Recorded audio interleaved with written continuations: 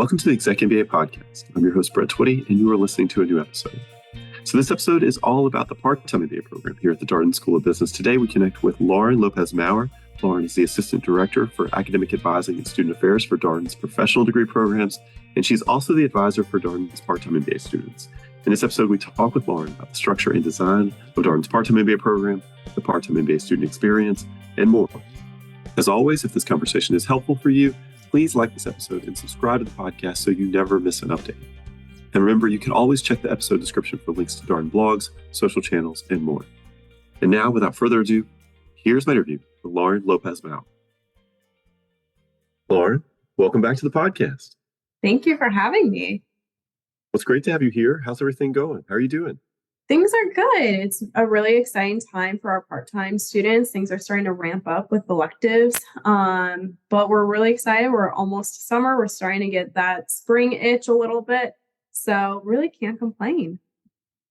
Yeah, with the first class of part-time MBA students, our second year part-time MBA students now being in electives, they have class or can have class on Monday, Wednesday, or Thursday evenings. It was interesting last night. We recording this on a Thursday. So on Wednesday, we actually had students here in the space, a little different than the usual cadence of part-time MBA classes here for project management with EIL, which was cool. It was nice to have them in the building, nice to see them a little bit more frequently. Yeah, it's super exciting. I think there's about 45 students in the course, so it's a good amount for a Wednesday evening, very different than what we're used to with just the Monday and Thursday. But yeah, I can't think of a better course to kick off those Wednesday classes than project management with EIL. All right. Well, for folks who have not heard your previous podcast episode, tell us a little bit more about you. Who are you and what's your role here at Darden? Absolutely. So my name is Lauren Lopez-Maurer. I am the Assistant Director of Academic Advising and Student Affairs. Currently, I advise the part-time cohorts, so both the first year and the second year, as well as our graduating MBA course, class. But as soon as they're graduated, my focus is just going to be on part-time. I'm really here to help students succeed at their time in Darden. So assisting with graduation timelines, how can they achieve graduating, maybe in December 2024 or, go as far as May 2026, providing the resources and support systems that they need to make sure that they can really understand the material and learn while they're here at Darden. As well as just offer assistance. Sometimes life happens. So I want to make sure our students are best set up for success. So how can we accommodate those? In the meantime, I also work a lot on our DEI initiatives that we have here with our professional degree program. So our monthly newsletter that we have, To Infinity and Beyond, I'm working on that, as well as trying to work on some other in-person programming we can offer to our students. All right. Well, you do a lot of things, and one of the things that hopefully is coming through in this conversation is that there's a lot of support here for students across our working professional programs. We've had a growing team here in the DC area as our presence here in Roslyn has grown. One of the things that's exciting to me, Lauren, looking forward to this fall is with the matriculation of another executive MBA class and another part-time MBA class, I think we'll be 500 students across executive MBA, part-time MBA, and MS specialized masters that we offer in partnership with McIntyre. Yeah, absolutely. So for our part-time, once in the fall, we're going to have about 180 students there, and then we're going to have about 350 students in our MBA courses. So we're kind of pushing over the 500, which is really exciting because, this is the first time we're serving so many students in the DC area and beyond. So it's great to see our Darden network growing and becoming a little more present in the DC area. Yeah, I've been here for 9 years. When I first started at Darden, of course, everything was down in Charlottesville. We only had an executive MBA program, and we had actually a global executive MBA program. Yes. That's integrated the two together. But we really moved here in the DC area in kind of the fall of 2016. That was our first section of executive MBA students here in Roslyn. And it's been steady growth since then. In the fall of 2019, we made the decision to move the executive MBA program fully here to Roslyn. The MSBA had launched in the intervening period that has about 60 to 65 or so matriculated students per class. An executive MBA class, typically about 120 to 130 students our matriculated class. And then really kind of a couple summers ago, we welcomed the first class of part-time MBA students in August of 2022. And so that Mhm. class right now is entering the elective period. We have another class of kind of first year part-time MBA students, Yeah. which we'll refer to, which right now is still very much in the core. And Mhm. this August, we will welcome our third class of part-time MBA Yeah. students. But all this has kind of happened in a relatively short Mhm. period of time. Although I will say it feels very much like we're here, we're Yeah. entrenched in the area. We've made a big commitment here, and we've really grown Mhm. in a very positive way Yep. across the programs. Absolutely. I mean, it's hard for me to say I didn't live in the DC area prior to last year, but just starting to get to know the DC area as well as the community and whatnot, it's now whenever I'm talking to other EMBA programs that are in the Washington, DC vicinity, they know who we are. And that's a really exciting thing to have, as well as now they're starting to look for partnerships with us. So, Well, before we get into some of the experiential aspects of the part-time MBA program, for folks who are just learning about the part-time MBA program, I want to share some details about the structure and design. I will say, if you want more detail about these things, consider joining us for one of our monthly part-time MBA overview webinars. This is a about 45-minute webinar where we take a deep dive into the structure and design of our part-time MBA program. But at a high level, here's some things to know about the part-time MBA program. As mentioned, it's the newest format of the Darden MBA. At this point, we have four formats of one MBA. Everybody graduates with the same credential here at Darden. Unlike our full-time MBA and executive MBA programs, which are what you would consider cohort-based lockstep programs, right. meaning everybody starts and ends together, the part-time MBA program has a flexible completion timeline, meaning that students can complete the program in anywhere from 28 to 48 months. The standard pacing for the part-time MBA program is 33 months, so about a year longer than, say, our full-time MBA or executive MBA programs, which are both 21 months in duration. Evening weeknight schedules.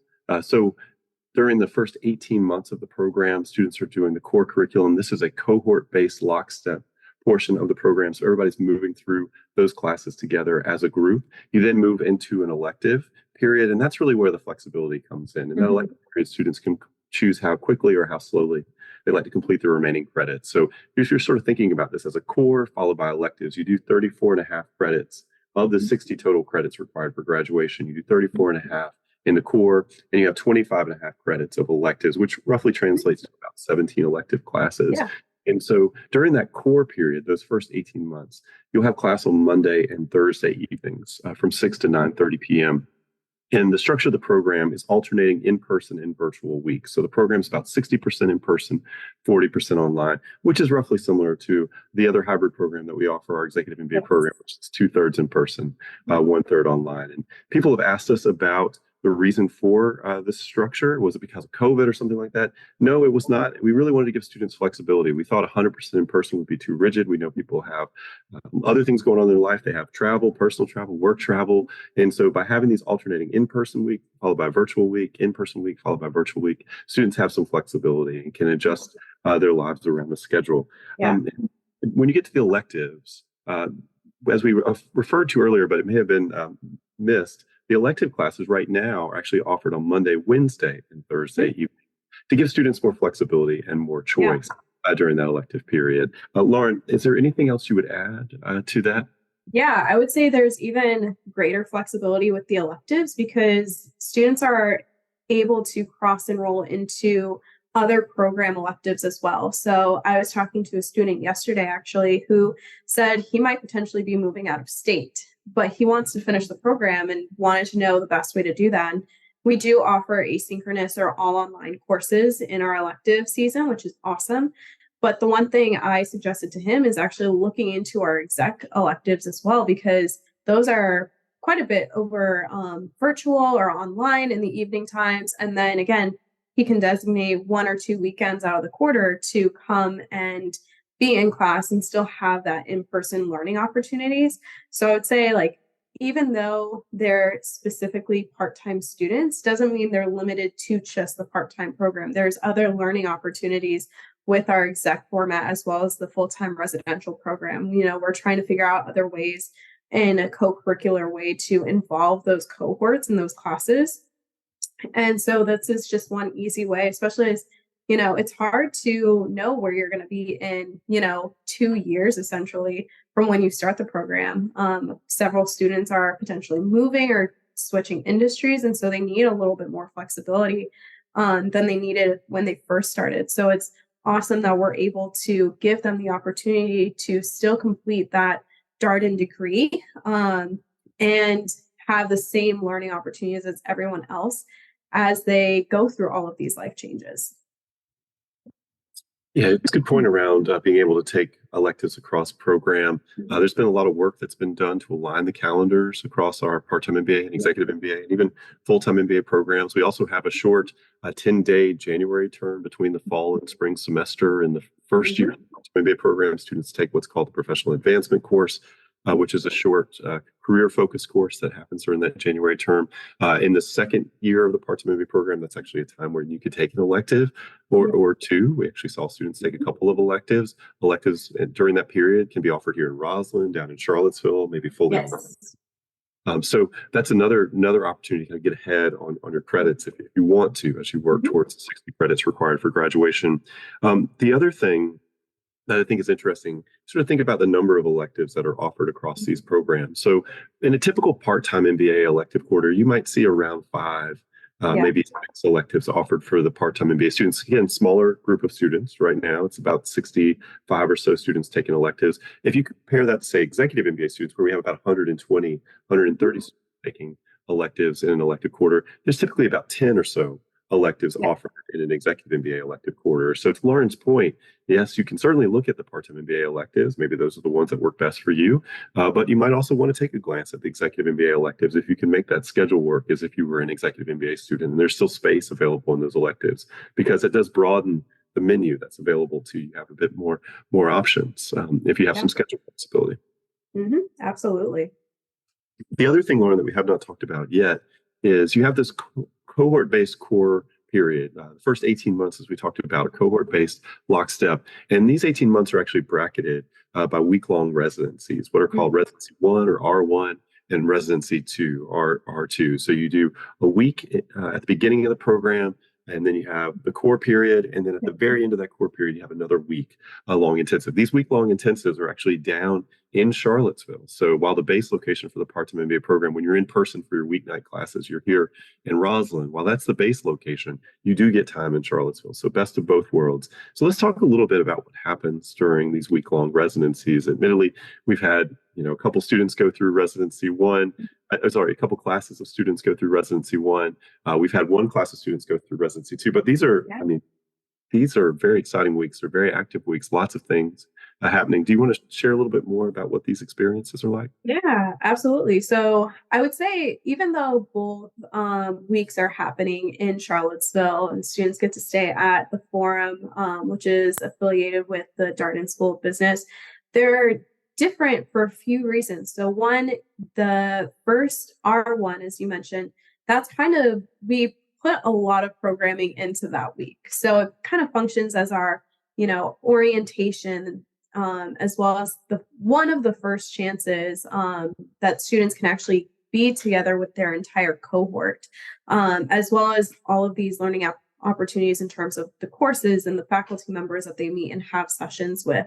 So there's a lot that goes into R1, and I will tell you, our students are very exhausted by the end of it, but they really enjoy having that time to just simply focus on being present with school and getting to know their learning team and their cohort and all that, that's really why we pack so much into it, because there's so much to do during Residency 1. Now, Residency 2, unfortunately, I wasn't able to go this year, but it's a little different because now students kind of understand the cadence of Darden. They know who Darden is, what we're trying to accomplish, all of that. They also are already familiar with their cohort and their learning team. So we don't have to facilitate any of those opportunities for students to get to know each other as much. Now, we still offer some extracurricular, like I know we had a ropes event, like a outdoor ropes course this past R2, for them to just kind of let loose a little bit, have fun. But it's really meant for them in those courses and when they're actually in the classroom during R2 is to apply the knowledge that they've learned through their core. Essentially, it's for to really it's the application and whatnot, and to see what else can they get out of it. So while they're both great weeks for students to just be able to focus on their Darden experience and be present, they require different things. The first week is more on case study and reading cases, whereas the second one is more application. So they're very busy weeks, don't get me wrong, and our students are a little tired by the time that they get back to SFG the following week. But everybody typically has a great experience between the hospitality with the forum. We have Kathy Masloff, who offers great support and plans a lot of the programming. And then just, we want to make this the best experience for our students while they're in Charlottesville. Yeah, you're right. That the first week, R1, it's really the first time we've had the class together. And so it functions a bit like an orientation, but also you're having class, you're meeting a lot of the professors that you're going to see again. You're getting to know your learning team. There are social events that are happening as well to kind of help build some of that camaraderie within the class. It's funny, when we had our first class of students, the class of 2025, kind of as they were getting ready for August and the start of school, we got a lot of questions about why do we have to go to Charlottesville and what's this first week about? And can I work while doing this? They're like, no, you need to take a week off from school. This is a full week. And it's to your point earlier. But to a person, after they went through that week-long residency in Charlottesville, you ask them now, what are your favorite parts of the program? I heard over and over again that first week in Charlottesville when we were there together, how much fun, just kind of separate from your day-to-day life, come really kind of immerse in school and meet a lot of really interesting people and begin to build those relationships, which obviously you're going to further cement as you go through the core and into the elective period. Yeah, absolutely. So a little bit more detail as well about R2, because I thought this was a really interesting week-long residency. Of course, as mentioned, we've only had one class go through it, but it was a combination of class. Students had a number of sort of maybe leadership-focused conversations with faculty members. Peter Bellamy, Yael led a session. Lynn Isabella, Vivian Riefberg also led a session about boards and disparities, which I thought was a really, really interesting. There were career focused programming that also happened during the week, so led by our career team. The students had an opportunity to go to the Rotunda for a plenary session, followed by a tour of the Enslaved Laborers Memorial at UVA that was led by a guide there. And then, to your point, had a ropes course, just kind of building on this like leadership of the week. And then Thursday night was really the big sort of celebratory night at King Family Vineyard, and a dance party broke out, all kinds of things. But that's what I heard. It's unfortunate really that I wasn't able to see there and be there myself. But I'm hoping the class of 26 is going to show up like our 25s did. So I think there's a good chance. So so it's nice to have this time in Charlottesville. I think the case for Charlottesville, I think the students understand it now and kind of see the power of that experience, and they really enjoy being in the DC area, the convenience of the Roslyn location. But there is something nice about separating, kind of going down and having that immersive week. It's interesting when you talk to the part-time students, Lauren.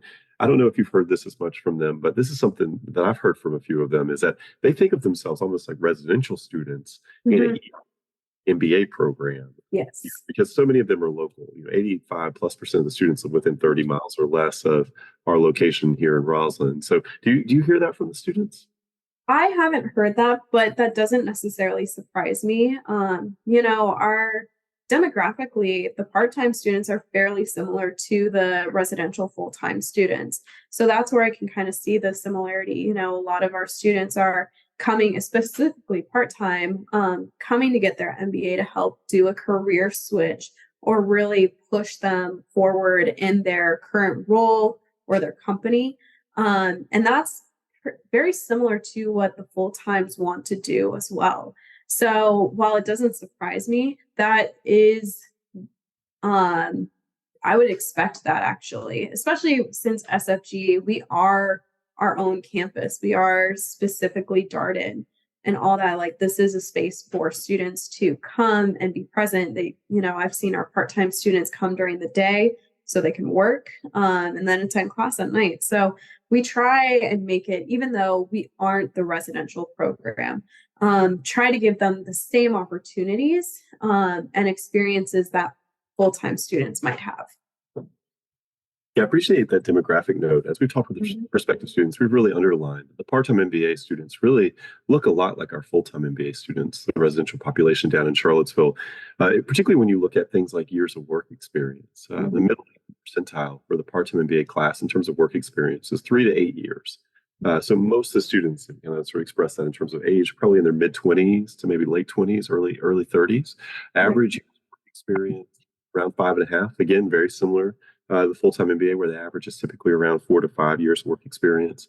You mentioned earlier that this is a very local audience, and a lot of that has to do with the structure of the program. This is not a program that's designed to be able to for students to be able to do from a distance or from very far away. Our executive MBA program certainly has that structure to accommodate travelers with the once-a-month weekend residencies and online classes, a couple nights between. But because of the evening weeknight schedule for the part-time MBA students, the alternating in-person virtual weeks, you really have to be within easy commuting distance to do our part-time MBA program. And so most of the students live in the DC area. We do have a few students who travel from further away, Baltimore, Annapolis, Richmond. We have seen some students also relocate to the DC area to do the program. So we met them as applicants when they were living in Chicago or Miami or New York, but they were planning to move to DC. And so just want to underline that for folks, that because of the structure of the program, this is really a local program. If you live outside of the DC area, you think about traveling in, you should really kind of look at our executive MBA program, which I think that word executive throws people off. The reality with our executive program is we have people from 5 to 25 plus years of work experience. When we say executive, we need more of a weekend schedule that you're doing while you're working. Both of these programs are working professional programs, meaning students are working while pursuing their degree. And in the executive MBA program, about 2/3 of the students will come from within 60 miles or less of Roslyn. The other third travel from further away. And through California, Oregon, Washington, Texas, Florida, Illinois, Indiana, New York, Pennsylvania, all over the place. MBA program. And typically we'll have about 17 states of residency represented. So let's talk a little bit about the evening weeknight experience. When the students are in person here in Roslyn, we're recording this on a Thursday, and we will actually have students in person here tonight. What is that experience like? It can be an interesting experience just because I know most students are coming or logging off right out from work shortly before they're attending class. But the great thing is we offer dinner prior to them starting class. So it's really a time for them to get the fuel that they need to focus for the next 3 hours. Because as you said, they'll be in class from about 6 to 9:30. And you'll see students gather in the Potomac River Room and use that time to mingle and just kind of have a little bit of a social hour or studying together, preparing for whatever they may need for class that evening. From then they're in class, and I'm sure, as you may have mentioned to these potential students, is the case study method. So really, we're trying to focus on the real world application of these learning objectives for students and being able to apply and critically think about them themselves. We do offer a break in sometime between that 6 and 9:30 p.m. Start, so they can, again, maybe get little sugar in them, get some more fuel to continue on in the last hour and a half of class. But, the class structures, we really focus on participation. And that's one thing I would say can be a little daunting to students, especially as they've been out of the classroom a little after a few years, as well as just, if they're not acquainted with a subject such as accounting or our financials classes, can be a little overwhelming sometimes to students who may not have that background.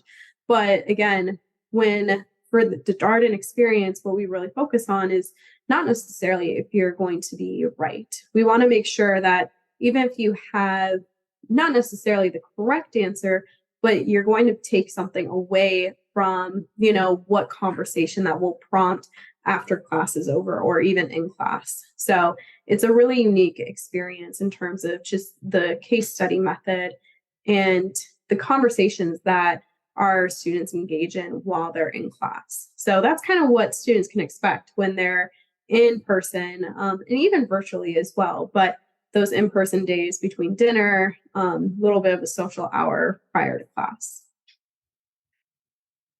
Yeah, one of the things I've heard from students is that they actually appreciate having that informal time from 5 to 6, the dinner run. It's kind of a light meal from 5 to 6 p.m. It's here in the Potomac River Room in our space. And students have really enjoyed having that downtime before class starts. It's kind of a soft landing when you come in from work. You have a lot of things going on. And to your point earlier, we actually, these students, maybe those students who are coming from a bit further away, they'll actually start to show up during the afternoon, maybe post up, take some meetings from a learning team room, or just find a quiet place to do some work before things start up. And so dinner from 5 to 6, and a typical class at Darden is about 75 to 85 minutes. So you can expect first class will be about 6 to 7:30 with maybe a 15 to 20 minute break in between. And then the second class, maybe about 8 to 9:30. You may not go to 9:30 every night, but in terms of setting expectation with people in your life, you should probably get them oriented. 6 to 9:30 is when you're going to have class, whether you're in person or online. And any other things that you talk with students about in terms of setting expectations about time commitment of the program or the experience aspects of the program? I will say in all conversations that I've had with students, once they've started Darden, some portion of their life had to give, whether that was, being as physically active or, having to give up some family time. There's going to be some sacrifices when you enter the program, but that's natural with any program, regardless if it's our executive MBAs or part-time MBAs. I will say one thing that is very helpful for a lot of students, and the students I see who succeed at Darden, is their time management skills. So, and having the discipline to be able to say, okay, I'm going to sit down right now from, maybe on a Tuesday night from 7 to 8 or 8:30 and just work on this case. That's for Wednesday or Thursday or whatever it may be. So, and I would say like our other students, that was probably one of the hardest things when they first started, was making that adjustment to being back in school and trying to still maintain a level of a social life, trying to put some effort towards school and succeeding in school and still showing up for work. It can be a lot for our students. And, I've been there between working and going to school and whatnot. It's not an easy feat, but that is one thing, like, just know it's okay that you're going to have to give something up to dedicate towards school. This isn't a forever thing. As you mentioned, it can be as little as 28 months. And if you want to maybe not give up as much of your life and you're willing to be in the program longer, you can go all the way to 48 months. So we're really trying to make sure, it is a flexible option, but we still have high expectations and we still want students to show up. So that's what I would probably say in preparation for potential students coming to Darden. And just to underscore, it's a part-time MBA program, flexible completion timeline, 28 to 48 months. 28 is the fastest you can go. And it's worth noting that there are defined points where you can finish the program. A couple of rules here as you kind of think about the completion timeline. You have to be enrolled in at least one class per quarter. That's a rule at UVA, and you cannot finish mid-semester. So, for example, we 28 months is a possibility, 33 months is a possibility, but 31 months is not a possibility because that would actually be mid-semester. And so what we are working with students now is to help them understand that they're actually defined endpoints, say like 28 months, 33 months, about 36 or 37 months, 40 months, 44 months, 48 months, when you can complete the program. And so the nice thing about the program here is that you have advisors to work with, like Lauren, who could help you think through, okay, the first 18 months of the program really kind of set. There are some elective opportunities. We talked about J-term. We're going to talk about the global elective next, but really kind of everybody's on the same schedule there. And then you get to the elective period, you have 25 and a half credits remaining. You're going to take 17 electives or so. And so, okay, how do you think about how quickly you want to work remaining credits with some of these rules in mind, that you have to take at least one elective per quarter, that you have to finish, at the end of a semester, these kinds of things. Yeah, I think that's one of the most daunting things for our students entering elective seasons. They're like, okay, now I have 17 credit or 17 classes I need to take before May 2025. And they don't know what to do with that. And I think what's hard right now too is, they have their classes up until quarter 12, so August essentially, but we're still working on the release of our electives for the 2024-2025 academic year. So just having that bit of a question mark there is really confusing. But I know whenever I meet with students, I lay out their curriculum summary and say, okay, here's our roadmap. Here's where we've been and here's where you're at. This is where we're going to go. And I try and make sure to emphasize them. So some students, maybe if they didn't take a J-term class, they can still complete the program by May 2025, but there might be a quarter or two that they have to take 3 classes instead of 2. And so it's emphasizing like, okay, even though in the curriculum summary I put, quarter 13, you might have to take 3 classes. You absolutely do not have to do that. You can make quarter 15 and quarter 16 3 classes. And I tell them like, I wouldn't be set on anything just yet unless for work, there's going to be a busy period. I know around quarter 4, it tends to get a little bit busy with the holiday season and whatnot. But I tell students, try and keep an open mind, especially because there's a very high likely chance that one quarter you may very well see 3 classes that you want to enroll in and you don't want to miss out on. So I want to emphasize again, and you don't have to know once you reach elective season when you want to graduate. Is that helpful? Absolutely. But I talked to a student who's like, well, I could do a May 2025 graduation. I could also do an August 2025, or I can push it to May 2026. And in those cases, I'll outline what each of those journeys looks like for students. So. Yeah, just to kind of drill down on this a little bit more. So to kind of clarify some of the language we're using here. So in our working professional programs and at Darden, generally, students take classes in 2-month quarters. Mm-hmm. So every couple of months, you're getting new classes. Part-time MBA students are in the core, typically taking 2 classes at a time. As Lauren is referring to in the elective period, depending on how fast or how slow you want to complete your credits, you might be ramping up to 3 classes or dropping down to 1 class during the elective period. But during the core, typically taking 2 classes at a time.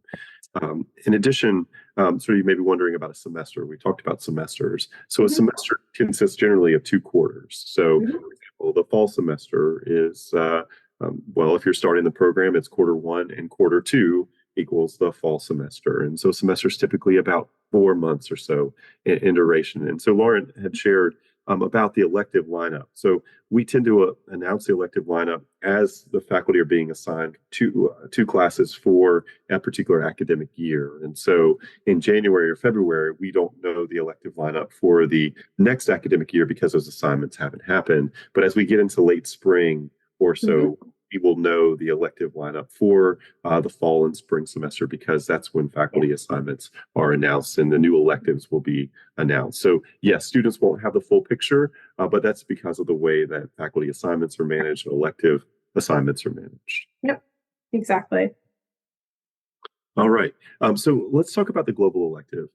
So we talked about this core experience really kind of being lockstep, but there are some opportunities for students to earn elective credits, get ahead on their credits towards graduation. Talked about the J-term. The global elective, which is offered in the fall of the second year, is another opportunity to earn some elective credit, get ahead on your credits if you want to.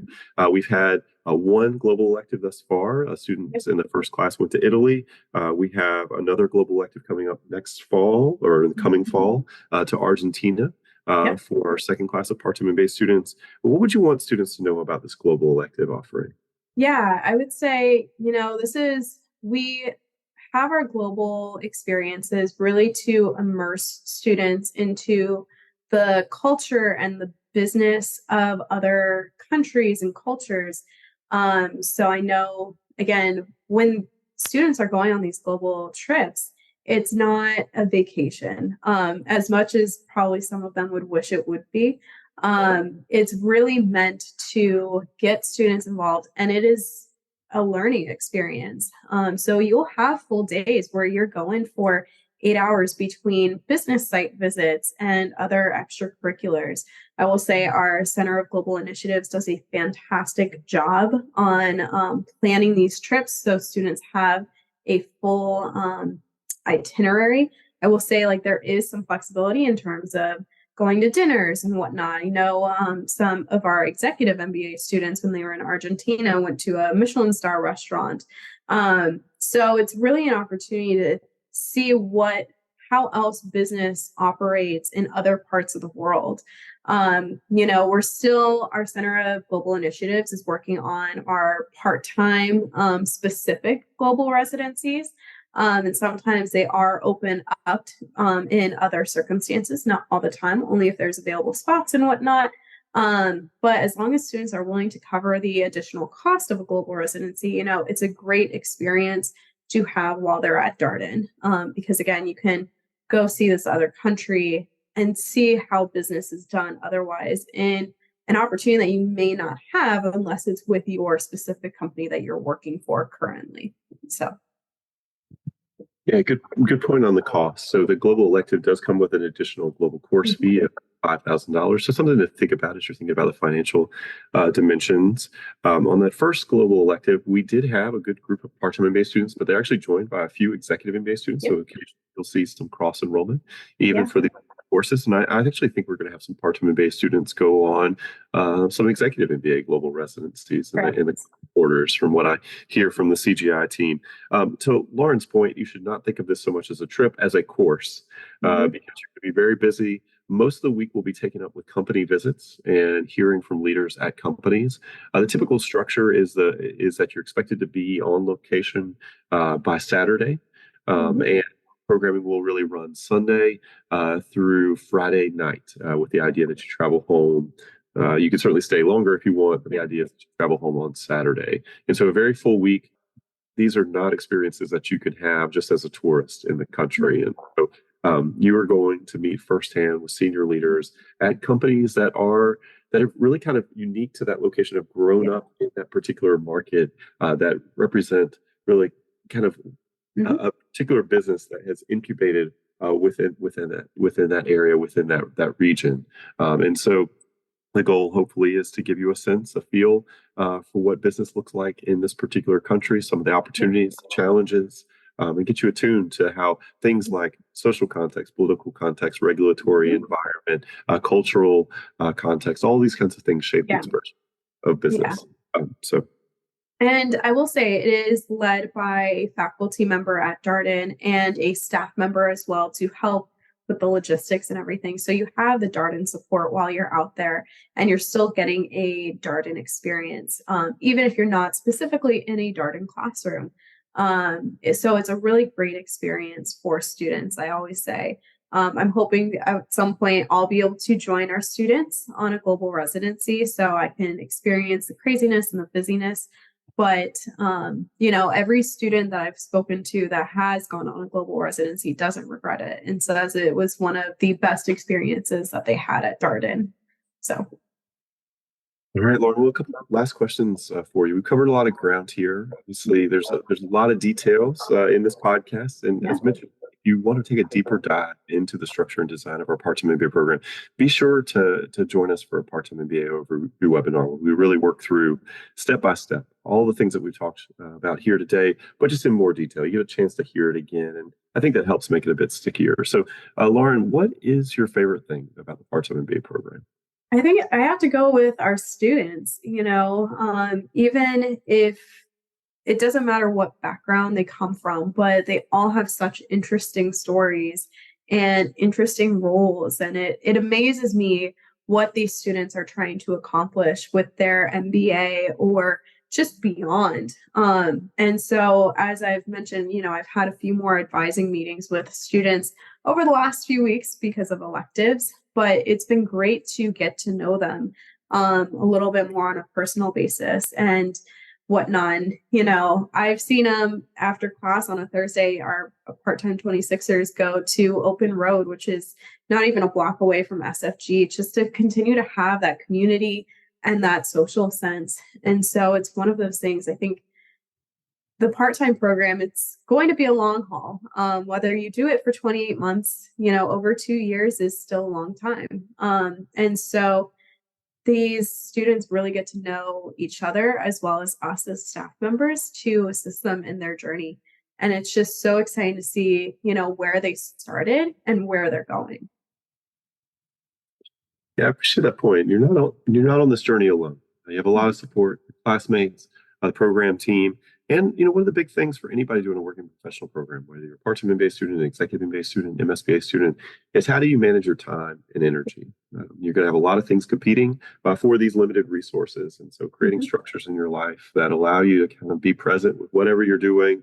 They give you the space to fully immerse in school when you're doing school-related activities, that recognize you can't be perfect in everything, and you can't do everything at 100% typically when you're doing something as complex as a working professional degree program. I think that's all important work. And you can start Yeah. some of that work prior to the start of school. And so, Lauren, I know you're going to be hosting, you and Aaron, who is the advisor for our executive MBA students, are going to be hosting sort of small group drop-in conversations for our incoming students if they have questions, if they want to talk about things mind as they prepare for the start of school. But what's a piece of advice you would share with prospective students, maybe some of our incoming students who are listening to this episode, as they prepare themselves for the part-time MBA program? Yeah, absolutely. So I would say don't be afraid to reach out for help or for assistance. It can be a little jolting when you enter school again after being away from the classroom for, 5 years or longer. But that's what, career, myself, and even the faculty are here for. We want you to succeed. And I also want to say grades don't limit your learning opportunities. I've seen students, not have the greatest grade in a certain class, but they end up saying, that was the class I ended up learning the most out of.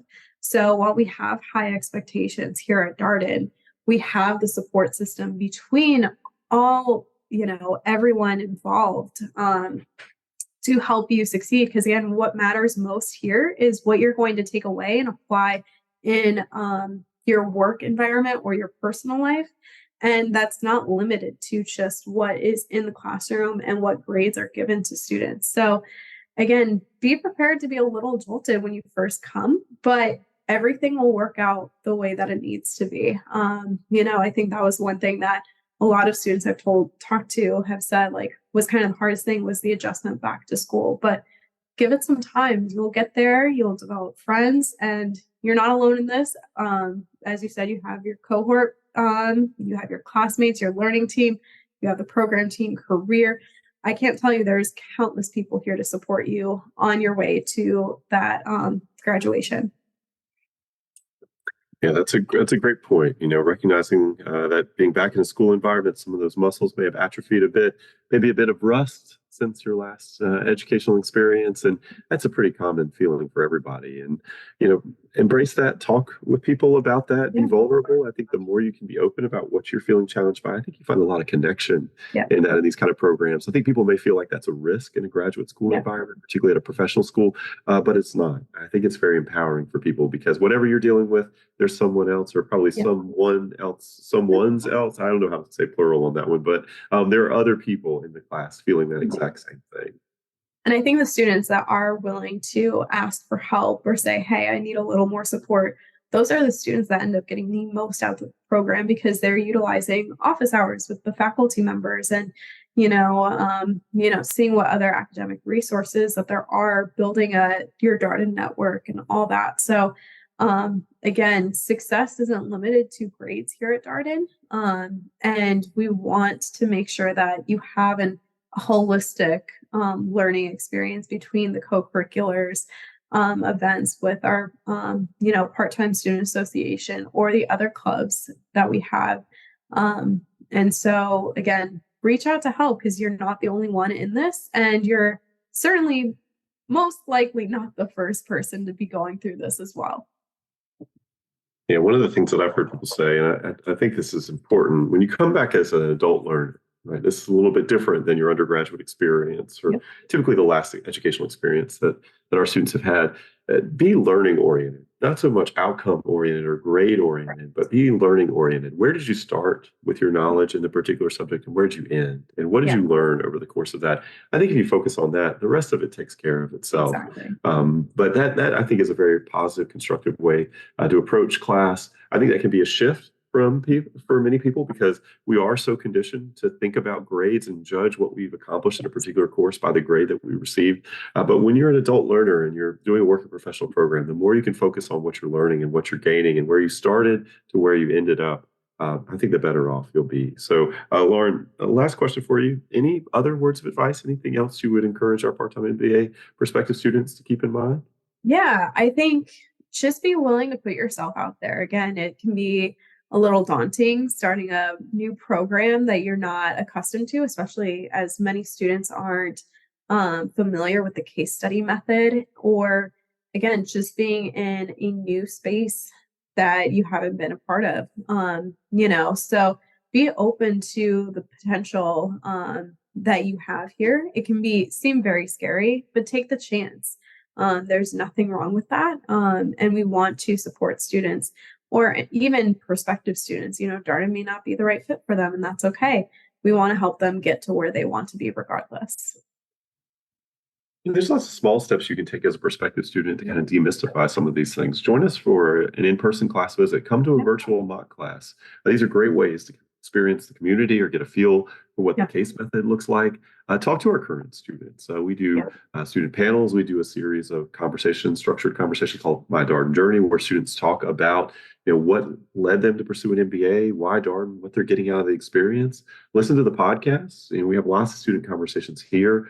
All of these things are helpful in terms of building your understanding of the experience and academically and extracurricularly here, so that by the time you show up on day one, maybe it feels a little bit less mysterious to you about what's happening and what you're embarking upon. So we have lots of resources. Take advantage of them. But of course, as always, we're here to help. So Lauren, thank you for your time today. It's been great talking with you.